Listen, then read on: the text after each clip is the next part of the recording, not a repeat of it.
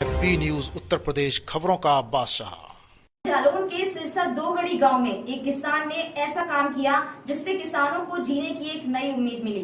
इस गांव के एक किसान ने अपने 2 बीघा खेत में केसर की खेती कर सभी खर्च निकालने के बाद करीब 35 लाख रुपए का केसर और उसका बीज पैदा कर किसानों में एक आशा की किरण जगाई है।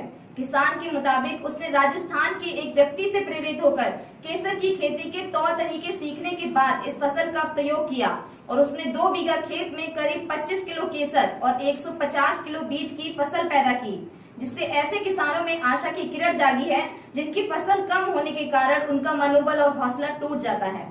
बुंदेलखंड, जिसकी पहचान सूखा, अतिवृष्टि, ओलावृष्टि, बाढ़, आगजनी से तबाह और हताश होकर आत्महत्याएं कर रहे किसान एक आम बात हो गई है।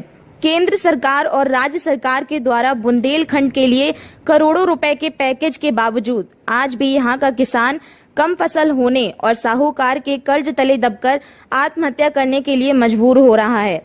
ऐसे में जनपद जालौन के सिरसा दोगड़ी गांव में एक किसान ने अपने 2 बीघा खेत में केसर की खेती कर सभी खर्च निकालने के बाद करीब 35 लाख रुपए का केसर और उसका बीज पैदा कर एक आशा की किरण जगाई है।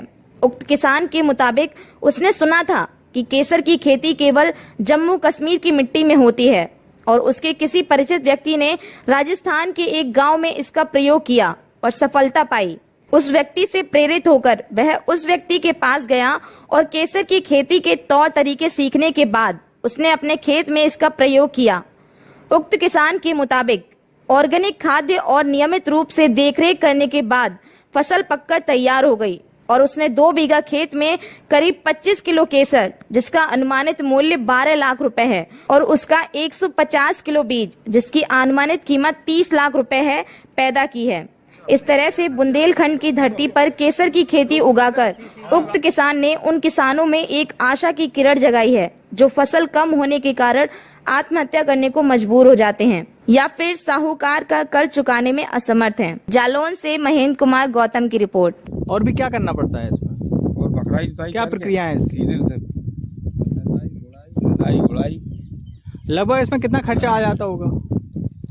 1 बीघा में लगभग ऐसे ही 1 लाख रुपया खर्चा आ जाता है।